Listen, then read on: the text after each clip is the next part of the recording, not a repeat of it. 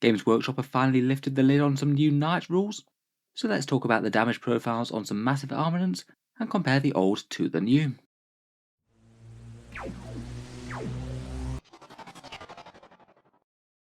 Hello and welcome back to Warspecs Tactics, where today we're talking about Games Workshop's preview for the new weapons for Imperial and Chaos Knights, the first official rules preview that we've had since the new Codexes were announced, and they've given us a bit of a teaser of 4 different weapon profiles from throughout the Codex. As you can expect with 9th edition, they've seen some fairly hefty stat line increases. It's going to be interesting to see how this all fits together, with all the layered things like relics, warlord traits, and various different army special rules that Knights are bound to have. Perhaps one of the biggest and meatiest changes is to the Plasma Decimator of the Knight Castellan. Certainly made a name for itself throughout 8th edition, where the Knight Castellan became one of the strongest models in the game for really quite a long time. Even now, if you're fielding these things, you'll usually see it upgraded to Cole's Wrath for the Imperium. Arguably, I'd say that means that the news of this one getting a profile boost is perhaps a bigger deal for Chaos than the Imperium, who've already had this kind of firepower for a while. Previously, it was kind of similar in the standard profile to a normal plasma gun, strength 7 going to strength 8 and damage 2 if you overcharged, but with 2d6 shots and 48-inch range. Now it's received a bunch of different buffs to both of its profiles. It's gained AP -1 better, so AP -4, +1 strength, so 9 if you overcharge, +1 damage, so 3 if you overcharge. But now, interestingly, the overcharge profile is even riskier than before. Each time you roll a hit roll of 1, you suffer 2 mortal wounds, not just 1. Obviously, the damage buff really is quite a significant one, but that mortal wound profile really does have the potential to bite you quite hard.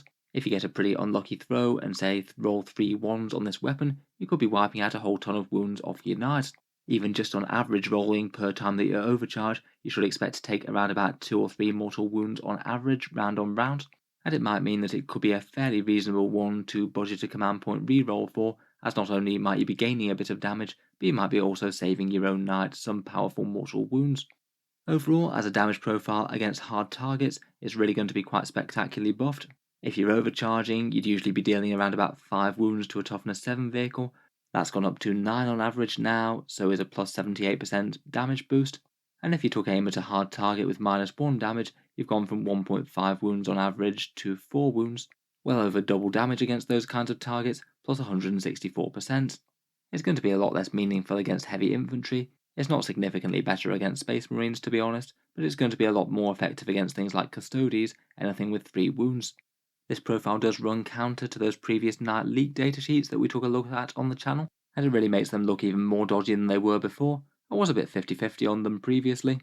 Some things seemed really quite plausible, other things decidedly fishy, but I think seeing as the profile's so different, it's hard to think anything else but they were just complete forgeries now. Probably for the best given the raw power of those things. It is going to be interesting to see how many of their predictions turn out to be accurate though, particularly with things like knight armor and defensive abilities. Finally, one other aside that I found kind of interesting is that it sounds like the Chaos Knights are basically just going to get chaos sounding names for their various different guns. Apparently the Knight Tyrant's Plasma Decimator is going to be called an Ectoplasma Decimator, maybe just to add a little bit of flavour there and to make it clear that they're talking about the Chaos version or the Loyalist one. That kind of implies to me that the Demon Breath Spear that they were talking about for the Chaos Armigers, that probably is just going to be the same as a Thermal Spear that the regular Loyalists get. Moving on, we have one of the primary combat armaments, the Reaper Chainsword. On its base profile, it isn't really too different. It still remains strength +6 and damage 6, it's just gained an extra AP -1. I guess occasionally that might be useful. Standard things with a 3+ armor save without any invul will feel it. But I feel like a lot of the biggest, scariest threats that it'll engage in combat often tend to at least have a 5+ invul.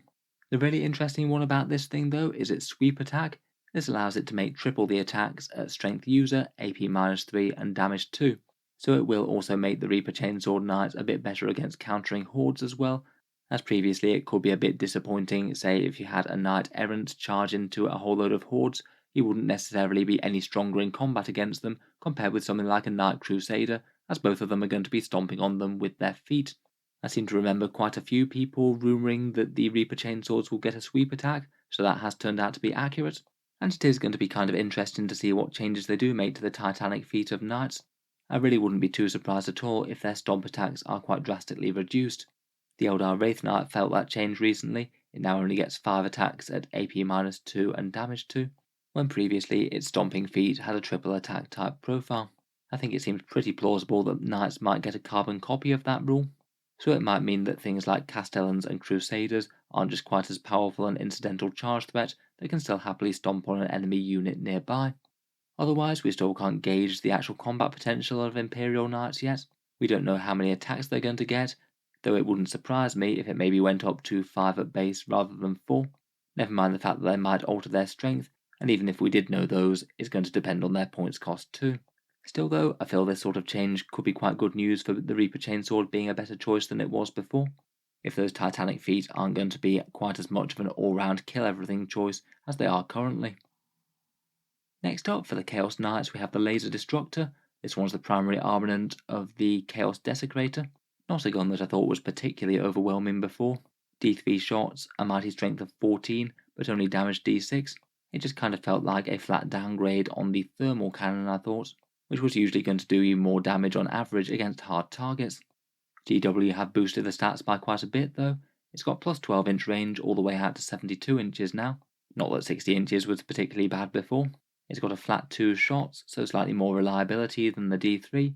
The AP is improved by -1, and its damage is the main big deal. It goes from damage D6 all the way up to damage D3 plus 6.